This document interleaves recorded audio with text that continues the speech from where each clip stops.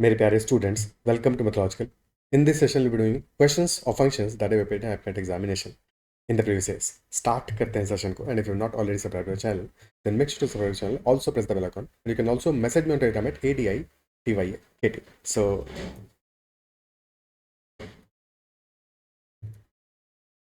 first question: the function fx is equal to x cube minus 5x square minus 8x upon 3. In that case, for what period this is positive and monotonically increasing, and so on. So fx is given as equal to x cube minus 5x square minus 8x upon 3. So if we take x as common, this becomes x into x square minus 5x minus 8 divided by 3. We need to find out critical points, find out the range on which it is positive and on which it is negative. Okay, so x equal to 0 is one of the critical points for sure. Then for this quadratic, x square minus 5x minus 8, we put that equal to 0, so we'll be getting the roots. So x is equal to minus b, which is minus of minus 5, plus minus root of b square, so minus 5 square, minus 4 ac, so 4 into 1 into minus 8, divided by 2 into 1. So this becomes 5 plus minus root of 25 plus 32, 57 by 2. The two roots are 5 plus minus root 57 by 2. Since root 57 is between root of 49 are 7 and 8. ठीक है, 7 और 8 के बीच में value है. So one value will be 5 plus something, 7 point something by 2, which is positive, greater than 0. और एक value आएगा 5 minus 7 point something by 2, which is negative. So ये जो दो रूट्स आएंगे, one root will be on this side 5 minus root 57 by 2, and second root will be 5 plus root 57 by 2. So these are the three critical points for fx. So when x is greater than 5 plus root 57 by 2, so this will be positive, fx will be positive. Okay. Between 0 and 5 plus root 57 by 2, this will be negative, then again positive, then again negative. And at the roots, the value of fx will be equal to 0. So graph कैसा बनेगा? कुछ ऐसा बनेगा कि when x is greater than 5 plus root 57 by 2, the graph will be increasing. Between 0 and 5 plus root 57 by 2, this will be negative. Then positive between 0 and 5 minus root 57 by 2, and then negative before 5 minus root 57 by 2. Okay, this will be the graph. Okay, clear? So as per the graph, we can see that from minus infinity to 5 minus root 57 by 2, the graph is increasing. Increase कर रहा है लगातार, लेकिन increase कर रहा है. As we are going towards right, जैसे हम x को increase कर रहे हैं, so graph is increasing. क्योंकि नेगेटिव वैल्यू से ज़्यादा नेगेटिव से कम नेगेटिव हो रहा है, सो इंक्रीज कर रहा है consistently from minus infinity to 5 minus root 57 by 2. The graph is increasing, monotonically increasing. ठीक है, नेगेटिव है बट मोनोटोनिकली इंक्रीज कर रहा है, which is given in option C. Okay, which is given in option C. So this will be the correct answer. And from 5 plus root 57 by 2 to infinity, the graph is also increasing, but this is positive also. So option C is the answer. Okay. तो दो cases में direction absolutely clear है. From minus infinity to 5 minus root 57 by 2, the graph is consistently increasing, and this is also negative. और फिर last में हमारा 5 plus root 57 by 2 to infinity, the graph is consistently increasing and that is also positive. Okay, monotonically यानी कि direction clear है. Graph is going in only one direction. Okay, हाँ, बीच में नहीं कह सकते कि 5 minus root 57 by 2 and 0. The graph increases first and then starts decreasing. After achieving a maxima, this starts decreasing, isn't it? So this will be a maxima value between these two. और उसके बाद में graph decrease करता है. Similarly between 0 and 5 plus root 57 by 2, we cannot say for sure because the graph decreases and then after a minimum value it starts increasing again. Okay, हाँ, इस case में एक बात और ध्यान रखनी है कि यहाँ पे हमारा मैक्सिमा जो एग्जिस्ट कर रहा है, this maxima is local maxima. This is not actual maxima because the graph consistently increases and reaches plus infinity ultimately. Similarly, this minima is also a local minima क्योंकि ग्राफ का minimum value क्या होगा, minus infinity तक जाएगा ये. Okay, next question. If a function f of a is equal to maximum of a comma 0, then smallest integer value of x for which the equation f of x minus 1 plus 2 times f of x plus 1 equal to 8 holds true. Function is f of a is equal to max of a comma 0.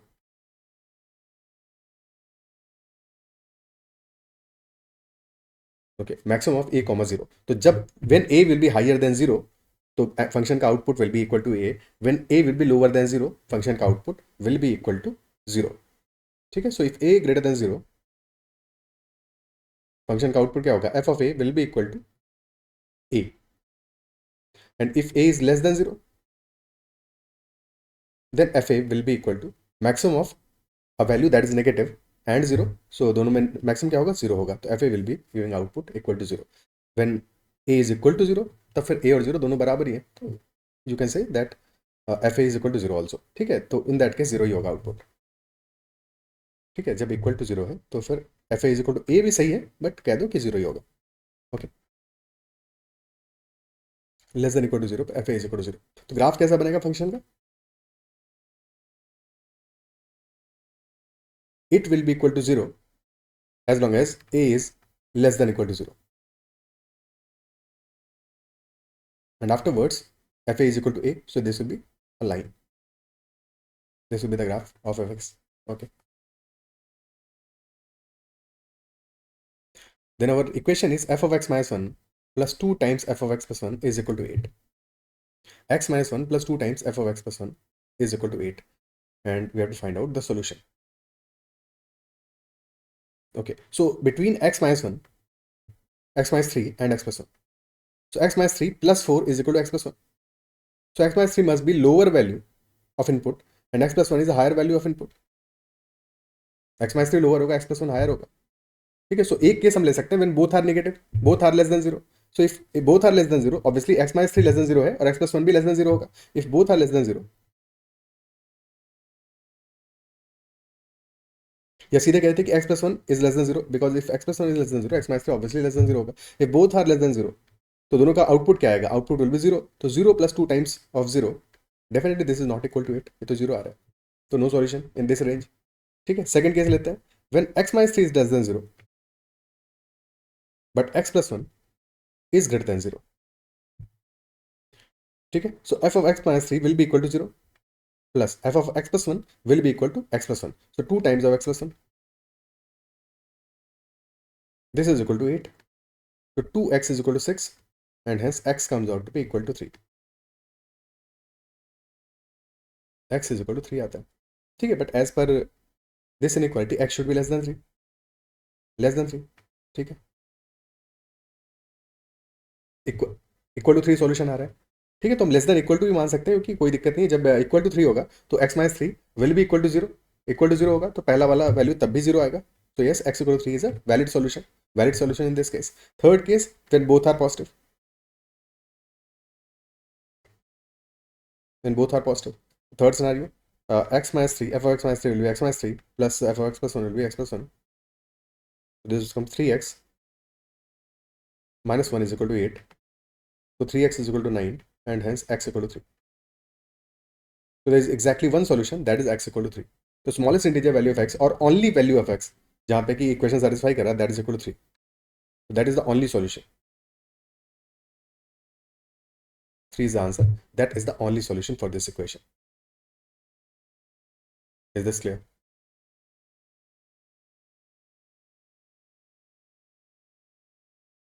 ठीक है. Answer will be x equal to 3 only. There is no other solution in this case.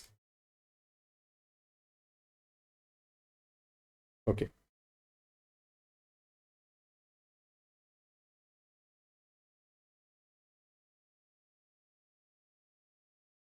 Clear है.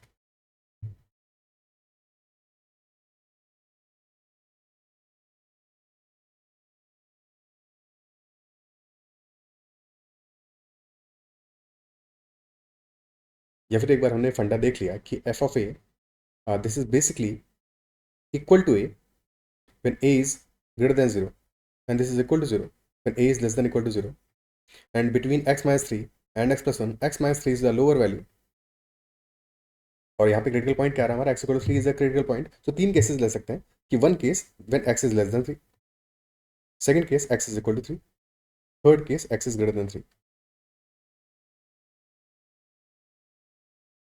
Okay.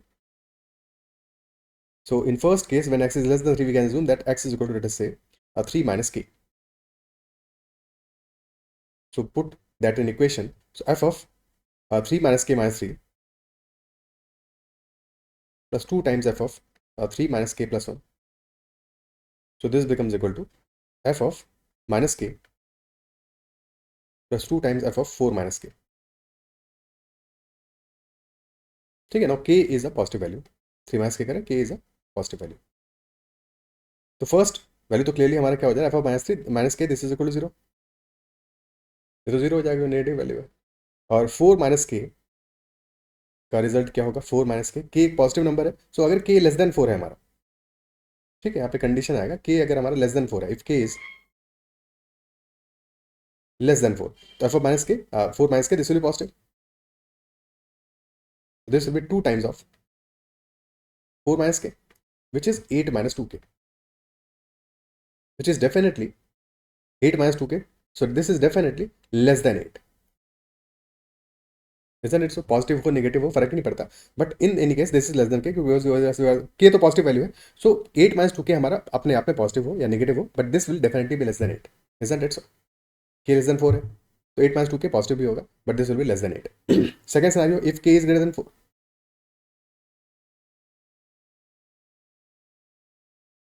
Then this will also be 0, फिर तो ये भी 0 हो जाएगा, overall हमारा पूरा रिजल्ट 0 हो जाएगा, which is obviously not equal to 8।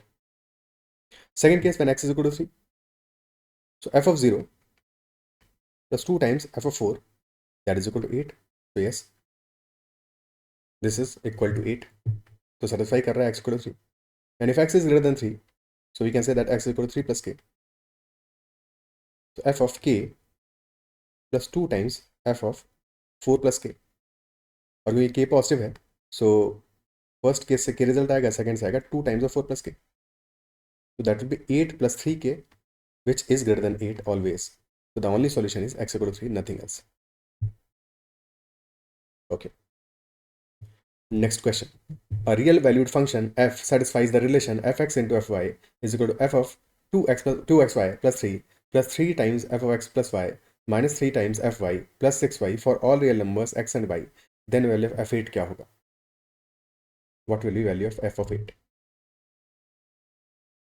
Okay. So in this equation there are two unknowns x and y. f of x into f of y is equal to f of 2xy plus 3 times f of x plus y minus 3 times f of y plus 6y. Okay. तो पहला case कर सकते हैं, if we put y is equal to 0 here, कुछ मिलेगा क्या?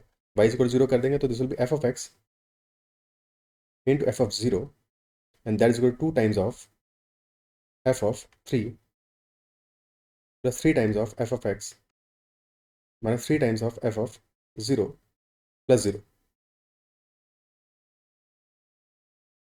Okay, so 3 times F X को left hand side लेके चले जाए, so F x into F zero minus 3 times F X, so F X common आके this will be F x into F of 0 minus 3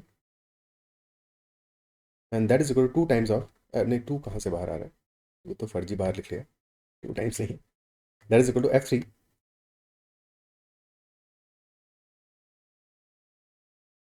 minus 3 times f of 0.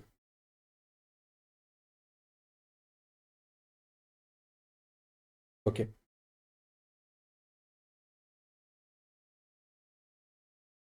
ठीक है, ये हमारा equation बन रहा है, f x into F of 0 minus 3 that is equal to f3 minus f0 minus 3 times f0.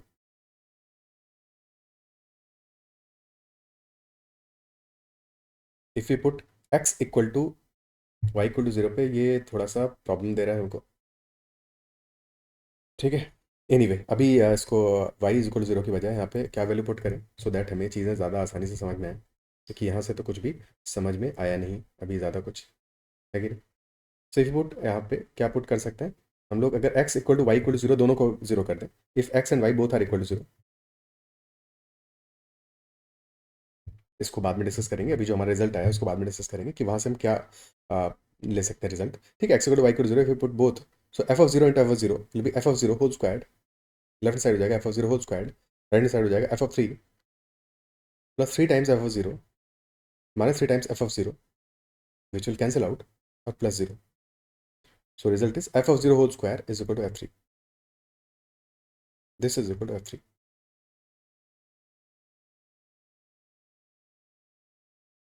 Okay. क्या clear है? ठीक है, अब इसको हम पुट कर सकते हैं in this equation, f of 0 whole square equal to f3. तो रिजल्ट उस केस में क्या आ जाएगा हमारा? This will be f of x into f of 0 minus 3. This is equal to f3 is f of 0 whole square. So f of 0 whole square minus 3 times f of 0. So right hand side हो जाएगा f0 common आ जाएगा. Right hand side will be f of 0 minus 3, same as जो हमारा left hand side में common आ रहा है. So effectively f of x into f of 0 minus 3, this is equal to f of 0 into f of 0 minus 3. So fx minus f0 into f of 0 minus 3, this is equal to 0. So there are two values जिनका product 0 आ रहा है. और अगर product 0 आ रहा है तो either of them must be 0. उनमें से एक तो 0 होना पड़ेगा. So either fx is equal to f0, either f of x is equal to f of 0 और f of 0 is equal to 3. दोनों में से एक चीज तो पॉसिबल है, या तो fx equal to f0 होगा या फिर f of 0 will be equal to 3. ठीक है, अगर fx equal to f0 हो गया, if f of x is equal to f0, यानी कि हमारा जो फंक्शन है that will be a constant function, क्योंकि f0 तो कोई कांस्टेंट वैल्यू होगा, यानी कि fx हमारा सारे केसेस में कांस्टेंट वैल्यू देगा, एक सेम वैल्यू देगा, आइडेंटिकल वैल्यू देगा. बट क्या ये पॉसिबल है? Can fx be equal to f of 0? क्या ये पॉसिबल है? क्योंकि हमारा जो ओरिजिनल इक्वेशन है वो कह रहा है f of x into f of y that is equal to f of 2x y plus 3 times f of x plus y minus 3 times f of y, और एडिशनली हमें 6y टर्म भी दे रहा है. 6y टर्म एडिशनली आ रहा है, तो ये तो 6y टर्म तो हर बार चेंज करेगा ना. अगर हमारा fx कांस्टेंट टर्म हुआ, ठीक है. सो ये सारी बातें तो ठीक है, ये सब तो इक्वल हो जाएंगे, हमेशा सेम रहेंगे, इनकी वैल्यू सेम रहेगी. Think about it. ठीक है, ये सब की वैल्यू हमेशा सेम रहेगा, बिकॉज कोई भी एफ फर्क क्या पड़ रहा है. ठीक है, if F X equal to C for example, मान लिया हमने कि this is equal to C, तो F x into F I हो जाएगा C square is equal to C plus 3c minus 3c. ठीक है, तो ये जो कैंसिल आउट होगा, C square equal C plus ये जो 6y टर्म आ रहा है ये तो चेंज करेगा ना, लेकिन ये तो चेंज करेगा, ये तो डिफरेंट. जैसे तुम y को इंक्रीज करोगे ये चेंज करेगा, डिक्रीज करोगे चेंज करेगा. सो कांस्टेंट टर्म नहीं हो सकता है. This is not possible, not possible, because original condition जो हमारा ओरिजिनल इक्वेशन है उसको सेटिस्फाई नहीं करेगा. So F X can not be equal to 0. This case is not possible. This is not possible, and if this is not possible तो definitely f0 must be equal to 3. This must be the case, f0 will be equal to 3. क्या ये clear है? ठीक है, कि जो हमारा fx equal to f0 होना है, this is not possible. So this part will definitely not be equal to 0. This is not equal to 0, so this must be equal to 0. Hence f0 will be equal to 3. और अगर f0 equal to 3 आ जाएगा, f0 का square is equal to f3, so f3 will be equal to f0 square यानी 3 square which is equal to 9. तो ऐसे में दो result मिल गए, f0 इक्वल टू 3 मिल गया और f3 इज इक्वल टू 9 मिल गया. क्या ये क्लियर है?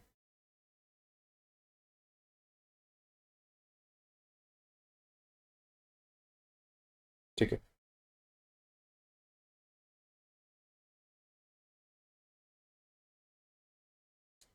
ओके.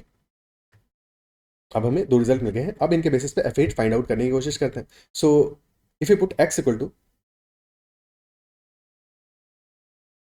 यहाँ पे क्या पुट करें, x को 8 पुट करें या फिर y को 8 पुट करें?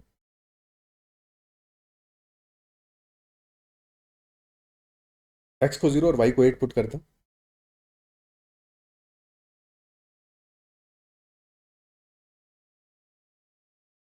ठीक है, x is equal to 0, y is equal to 8. Result क्या आएगा? f of 0 into f of 8, this is equal to f of 3 plus 3 times f of 8 minus 3 times f of 8 plus 6 into 8, 48. So these will get cancelled out. So f0 into f8 is equal to f3 plus 48. ठीक है, और f0 की value क्या है? f0 equal to 3. f0 was 3 and f3 was equal to 9. So 3 times of f8, this is equal to f3 which is equal to 9 plus 48. And hence f8 is equal to 57 by 3 which is equal to 19. f8 comes out to be equal to 19. Is this part clear?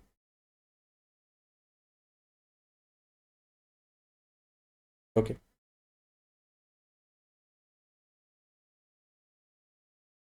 क्या है clear?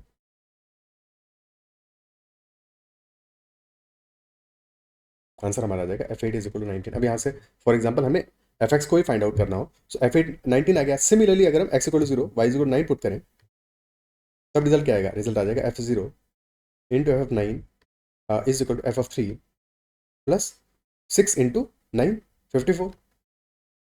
So f9 will be equal to 9 plus 54, that is 63 divided by 3, 21। f8 आ रहा है 19, f9 आ रहा है 21। ऐसे ही जब देखोगे f10, तो f10 आएगा 23। ठीक है, क्वेश्चन हमारा सॉल्व हो गया। क्वेश्चन में तो आंसर आ गया हमारा f8 is equal to 19, that is finished. But f8 19 आया, f9 21 आया, f10 23 आया, यानी कि क्लियरली एक एपी फॉर्म हो रहा है हमारा, क्लियरली एक एरिथमेटिक प्रोग्रेशन फॉर्म हो रहा है कि नहीं? यहाँ पे हमारा क्लियरली एक एरिथमेटिक प्रोग्रेशन फॉर्म हो रहा है जहाँ पे कि f0 इक्वल टू 3 आ रहा है।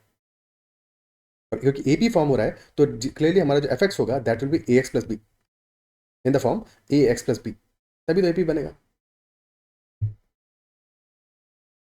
और फिर b हमारा क्या होगा? b will be equal to 3 because f0 is equal to 3। और फिर एपी का जो कॉमन डिफरेंस है that is equal to 2, so हमारा fx will be equal to 2x plus 3। अगर हमें यहाँ पे fx फाइंड आउट करना होता तो fx would have been equal to 2x plus 3। क्या ये अप्रिशिएट कर पा रहे हो, समझ पा रहे हो?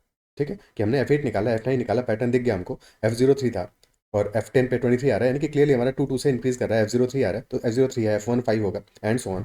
तो fx equal to ax plus b के फॉर्म में होगा और a हमारा इक्वल टू 2 होगा which is common difference of the ap, and b constant term है जो कि ऑब्वियसली f0 के बराबर होगा which is equal to 3। Okay, ठीक है। अब यहाँ पे अपना जब हमने फर्स्ट इक्वेशन निकाला था ये इक्वेशन, तो यहाँ पे कंक्लूजन क्या निकाल सकते हैं समझने की कोशिश करते हैं।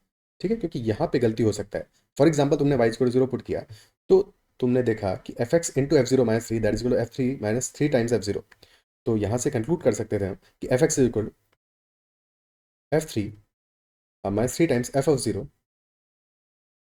Divided by f of zero minus three. ठीक है, तो एफ एक्स हमारा क्या आ रहा है? F three minus three times F zero upon F of zero minus three. F three F zero known values होंगी, कोई कांस्टेंट वैल्यूज होंगी, ठीक है, फिक्स वैल्यूज होंगी, तो हमारा F X equal to something constant आ रहा है, isn't it so? F three minus three times F zero upon F zero minus three, F X हमारा एक कांस्टेंट वैल्यू दिख रहा है हमको। बट क्या प्रॉब्लम है इसमें? प्रॉब्लम ये होगा कि जैसे ही हम अगर हम ये अज्यूम कर लेते हैं कि एफ एक्स का value F three minus three times F zero upon F zero minus three यही होगा, तो हमारे इस assumption में फ्लॉ क्या आ रहा है, गड़बड़ी आ रहा है कि एक्चुअली में इस केस में अगर तुम देखो हमारी जो वैल्यूज फाइनली आ रही है, f three is equal to 9 आ रहा है और f zero is equal to 3 आ रहा है, अगर तुम वो वैल्यूज पुट करोगे यहाँ पे f three is equal to 9 और f zero is equal to 3, तो दिस विल बी 0/0, 0/0 आ जाएगा, इनडिटर्मिनेट आ जाएगा। दैट इज वाई वही प्रॉब्लम है, यहाँ पे एफ एक्स हमारा इक्वल टू 0/0 आ जा रहा है। तो हम कुछ भी यहाँ से कंक्लूड नहीं कर सकते कि एफ एक्स कॉन्स्टेंट फंक्शन होगा, नहीं कह सकते, क्योंकि यहाँ पे एफ एक्स इक्वल टू 0/0 आ रहा है। 0/0 का is not a defined value, isn't it so? That is what is the problem here, कि F x into F zero minus three is equal to f three minus three times F zero. यहाँ से हम कुछ भी conclude नहीं कर पाएंगे because this part is also zero and this result is also zero. Okay, but जैसे हमने एक्स को वाई को जीरो पुट किया तो वी कैन कंक्लूड कि एफ जीरो का whole square that is equal to f three.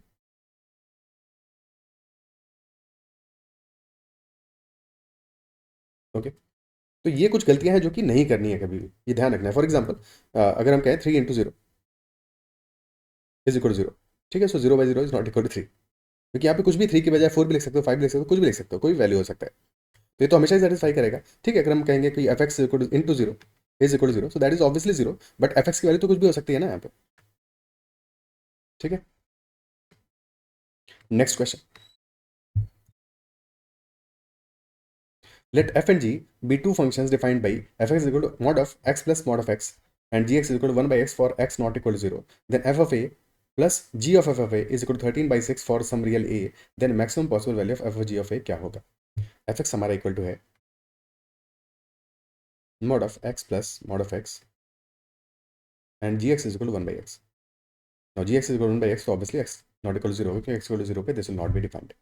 Okay, अब F X हमारा है mod of X plus mod of x, तो दो केसेस बनेंगे यहाँ पर, एक्स को पॉजिटिव लो, एक्स को नेगेटिव लो, दोनों पे हमारा एफ एक्स का रिजल्ट डिफरेंट आएगा। सो एक्स अगर हमने लिया लेस देन जीरो तो क्या होगा? एक्स लेस देन जीरो होगा तो mod of X will be opening with negative sign, so हमारा F X will be equal to mod of X plus mod of X will be opening with negative sign, X plus minus X, X and minus X cancel out हो जाएंगे, F X हमारा equal to zero आ जाएगा, F X will be equal to zero when X is negative.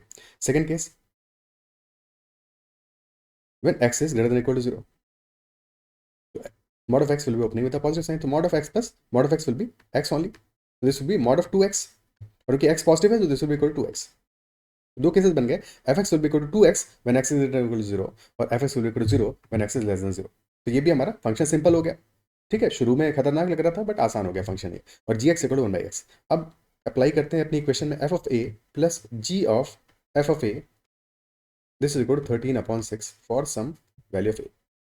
ठीक है, F of a क्या होगा, अब अगर हम एज्यूम करते हैं, लेट अस से वी एज्यूम कि x is a is in this case A is less than 0। तो अगर ए नेगेटिव होगा तो एफ ऑफ ए क्या होगा, f of a will be equal to 0 और फिर प्लस जी ऑफ 0, जो कि हो ही नहीं सकता क्योंकि जी ऑफ 0 अनडिफाइंड होगा। So definitely a will not be equal to 0 या ए लेस देन 0 पे हमें कोई सॉल्यूशन नहीं मिलेगा।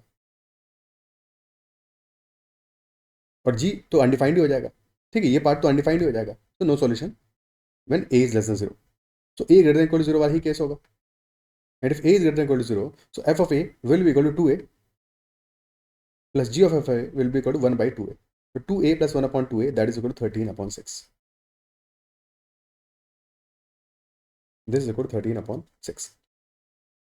So quadratic बनेगा, सॉल्व कर लेते हैं। 2a into 2a 4a square plus 1 by 2a this is 13/6 cross multiply so 24a square plus 6 is equal to 26a। 2 से डिवाइड कर दें, 12a square plus 3 is equal to 13a। so 12a square minus 13a plus 3 this is equal to 0। Product आ रहा है 12 into 3 का 36 और सम आ रहा है 13। 36 13 13 सम आ रहा है, 9 एंड 4 में ब्रेक कर सकते हैं। तो 12a square minus 4a minus 9a plus 3 this is equal to 0। ठीक है, this is equal to 0। So ये वैल्यू आ जाएगा हमारा, अब 4a इंटू 3a माइनस 3, एक सेकेंड, हाँ 4a इंटू 3a माइनस 3, नहीं 3a माइनस 1 आ रहा है, 4a into 3a minus 1, 4a minus 3 into 3a minus 1 this comes out to be equal to 0।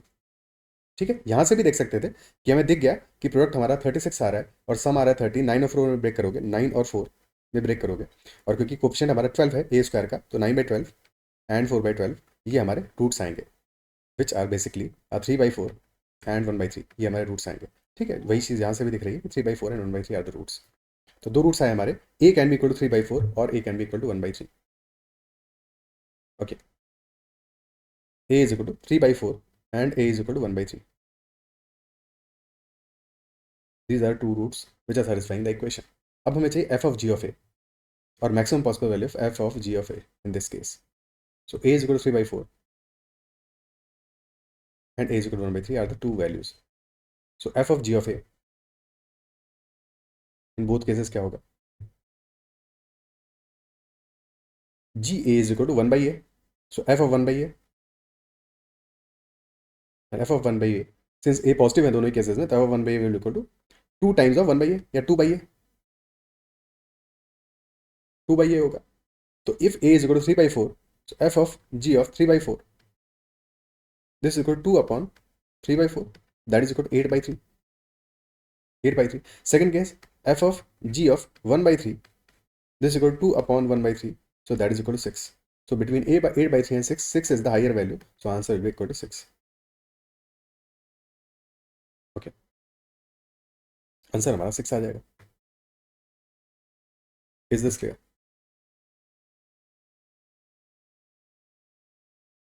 ठीक है, सो नेक्स्ट क्वेश्चन करते हैं। if f of x square plus fy that is equal to x times fx plus y for all non-negative integers x and y, then find the value of f of 0 whole square plus f of 0। क्या होगा, f of x square plus fy is equal to x times fx plus y, then what will be value of f of 0 whole square plus f of 0। यानी कि हमें somehow 0 से relationship find out करना है, तो x equal to y equal to 0 put कर दें यहाँ पे। ठीक है, अगर हमने x equal to y equal to 0 put कर दिया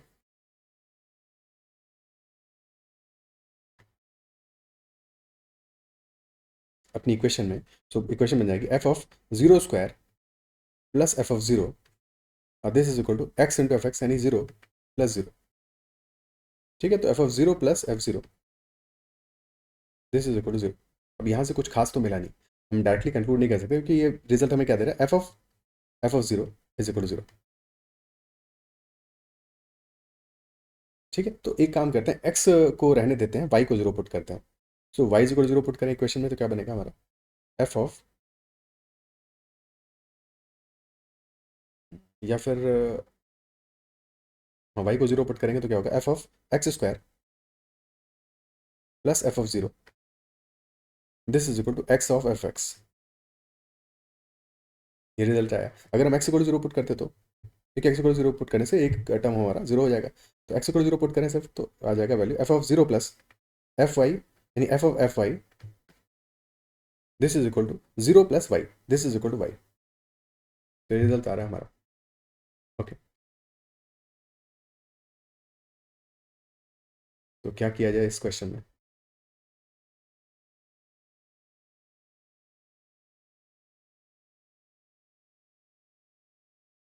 क्या किया जाए? तो y इक्वल 0 आने पे आ रहा है f of x square plus F 0, that is equal x times F x, x equal 0 पे आ रहा है f of f y is equal to y। इससे क्या रिजल्ट निकाल सकते हैं कि f of f y that is equal to y। This basically says कि हमने एक बार f किया तो हमारा कोई आउटपुट आया होगा, दो बार f अप्लाई किया तो हमारा आउटपुट इनपुट के बराबर ही आ गया। Isn't it so? यानी कि basically this function is inverse of itself.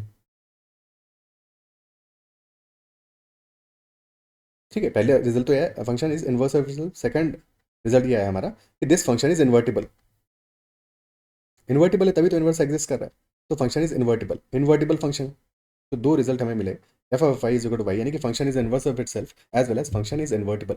और अगर फंक्शन इन्वर्टिबल है, कोई फंक्शन इन्वर्टिबल है, तो तभी इन्वर्टिबल होता है when that function is bijective. When that function is bijective, bijective implies कि that function is one one as well as onto. क्या ये पार्ट क्लियर है? ठीक है, अभी इसको पहले सॉल्व करने की कोशिश करते हैं, उसके बाद में फिर इसका इंटरप्रिटेशन समझते हैं। ठीक है, सो if you put in this equation x equal 1 put कर दें, क्योंकि यहाँ पे एक देखो फेंट एजम्पशन ले सकते हो कि तुमने देखा कि F of F zero is equal 0 आ रहा है, तो तुमने मान लिया एफ जीरो इज इक्वल 0 होगा, तो आंसर 0 मार्क कर दिया, and coincidentally that will also B correct. Correct होगा, बट क्यों होगा ये भी इंपॉर्टेंट है। ठीक है, क्योंकि वो एजम्पशन फ्लॉड होता है अदरवाइज। क्यों होगा ऐसा भी समझते हैं। तो एक्स इक्वल 1 तुमने पुट किया, this will be equal to F of 1 plus F of 0, and that is equal to 1 times F 1, यानी कि that is equal to F 1। Okay, तो ये रिजल्ट आ रहा है हमारा F of 1 plus F 0, this is equal to F 1।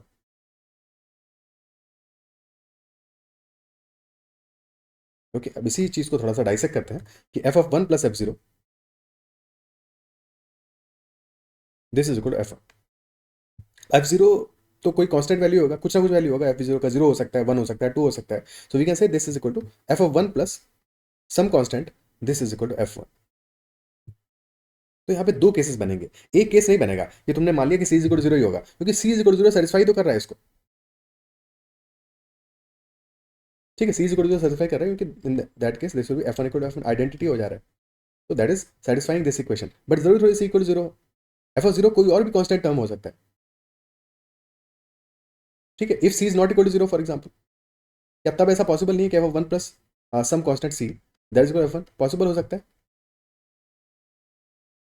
कि नहीं equal to 0, but still function दो जगह पे अपना वैल्यू सेम ले रहा हो, f1 पे ले रहा हो, और मान लो c इज इक्वल टू 4 है तो f5 पे भी ले रहा हो वही सेम वैल्यू, तो वही तो पॉसिबल हो सकता है। बट इस केस में क्या है हमारा, इन this case this function is invertible, और जब भी फंक्शन इन्वर्टिबल होगा तो that will B bijective. Bijective होगा यानी कि 1 1 होगा और ऑन 2 होगा।